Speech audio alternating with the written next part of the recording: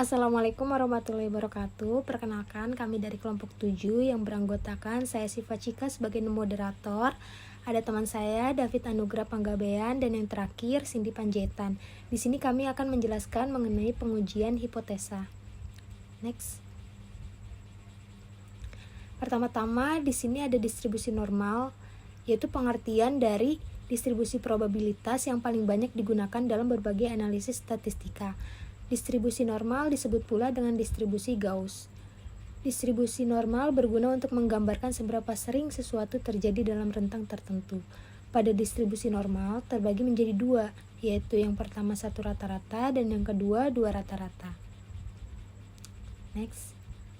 Kita masuk ke dalam rumusnya, yaitu di sini ada rumus satu rata-rata, Z sama dengan rata-rata sampel dikurang rata-rata populasi dibagi simpangan baku per jumlah sampel atau pangkat jumlah sampel. Dan yang kedua ada dua rata-rata, rumusnya Z sama dengan X1 dikurang X2 tutup kurung dikurang D0 dibagi simpangan baku pangkat 2 1 per jumlah sampel 1 ditambah simpangan baku pangkat 2 dibagi jumlah sampel 2. Kriteria pengujian. Satu rata-rata N lebih besar dari 30 menggunakan Z table, dan yang kedua N lebih kecil dari 30 menggunakan T table. Dua rata-rata. Yang pertama N1 tambah N2 dikurang 2 lebih besar dari 30 menggunakan nilai Z table. Yang kedua N1 tambah N2 dikurang 2 lebih kecil dari 30 menggunakan T table. Selanjutnya akan dijelaskan oleh teman saya Cindy Panjaitan. Di sini ada bagaimana pengujian hipotesis bekerja, yaitu pengukuran dan analisis dilakukan terhadap sampel acak dari populasi untuk menguji suatu teori. Analisis menggunakan sampel populasi acak untuk menguji dua hipotesis. Yang pertama ada hipotesis nol dan hipotesis alternatif.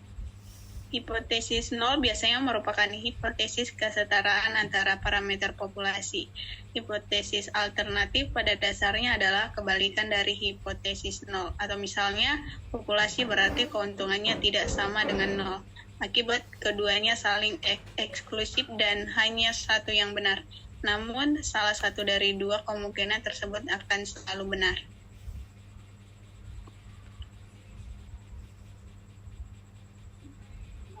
Dan di sini ada langkah-langkah pengujian hipotesis. Yang pertama adalah merumuskan hipotesis. Langkah pertama adalah merumuskan hipotesis penelitian, yaitu hipotesis nol atau H0 dan hipotesis alternatif atau H1. Yang kedua ada menentukan tingkat signifikan. Pilih tingkat signifikan yang sesuai dengan penelitian tersebut. Yang ketiga ada memiliki metode statistik. Pemilihan metode statistik yang sesuai dengan menguji hipotesis tersebut pada materi tersebut. Yang keempat ada mengumpulkan data. Mengumpulkan data yang diperlukan sesuai dengan desain penelitian yang kalian teliti. Dan nextnya.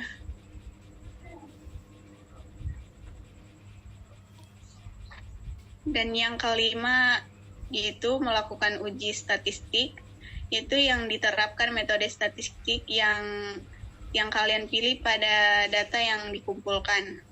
Ada contohnya metode statistik yang umum digunakan adalah uji T untuk membandingkan rata-rata dua kelompok. Dan yang keenam ada menghitung statistik uji. Hitung nilai statistik uji berdasarkan data yang kalian miliki. Dan yang ketujuh ada menafsirkan evaluasi hasil uji statistik kalian dan lihat apakah nilai P atau nilai probabilitas yang dihasilkan oleh kecil dari tingkat signifikan. Dan yang terakhir ada kesimpulan. Tarik kesimpulan berdasarkan hasil uji hipotesis. Selanjutnya akan dijelaskan oleh David. Lalu di sini ada beberapa macam kurva. Yang pertama itu ada kurva normal. Kurva normal ini memiliki ciri-ciri berbentuk seperti lonceng dan simetris terhadap rata-rata populasi, yaitu memiliki penolakan di antara dua sisi yang sama, yaitu HO sama dengan rata-rata populasi 0 dan HA rata-rata populasi tidak sama dengan rata-rata populasi 0. Lalu yang selanjutnya ada distribusi normal satu arah sisi kiri. Ciri-cirinya yaitu HO rata-rata populasi lebih besar sama dengan rata-rata populasi O, dan HA rata-rata populasi lebih kecil dari rata-rata populasi 0. Atau dari uji satu arah ini terjadi penolakan di sebelah kiri atau bagian X kurang X minus X. Lalu untuk distribusi normal satu arah sisi kanan memiliki ciri-ciri HO rata-rata populasi lebih kecil sama dengan rata-rata populasi 0, dan HA rata-rata populasi lebih besar dari rata-rata populasi 0, dan ciri-cirinya juga X lebih di bagian positif. Lalu contoh kasusnya, berdasarkan satu laporan kematian di AS yang diambil secara acak, diperoleh bahwa rata-rata usia meninggal adalah 71,8. Andaikan standar deviasinya 8,9 tahun, apakah menunjukkan bahwa rata-rata usia meninggal di AS lebih dari 70 tahun? Gunakan tingkat signifikan A sama dengan 5%. Penyelesaiannya, misal X sama dengan usia meninggal dengan rataan H0 sama dengan 70 tahun dan standar deviasi I sama dengan 8,9 tahun. Hipotesis HO rata-rata populasi lebih kecil dari 70 dan H1 rata-rata populasi lebih besar dari 70. Karena simpangan baku diketahui, maka statistik uji yang digunakan Z. Z sama dengan X dikurang rata-rata populasi 0 dibagi rata-rata populasi per N.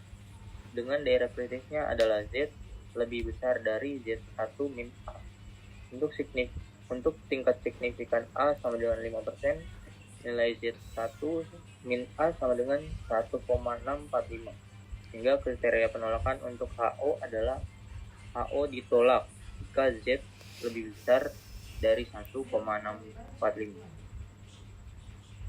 Diketahui X sama dengan 71, simpangan baku 8,9 dan N sama dengan 100, maka Z sama dengan X dikurang rata-rata populasi 0 dibagi simpangan baku per N sama dengan 71,8 dikurang 8,9 per 100.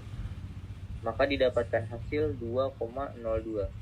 Karena Z lebih besar dari Z1 min A min 1,645, maka HO ditolak. Maka daerah penolakannya terjadi di sisi kanan. Kesimpulannya, pada taraf signifikan A sama dengan 5%, rata-rata usia meninggal di AS lebih dari 70 tahun.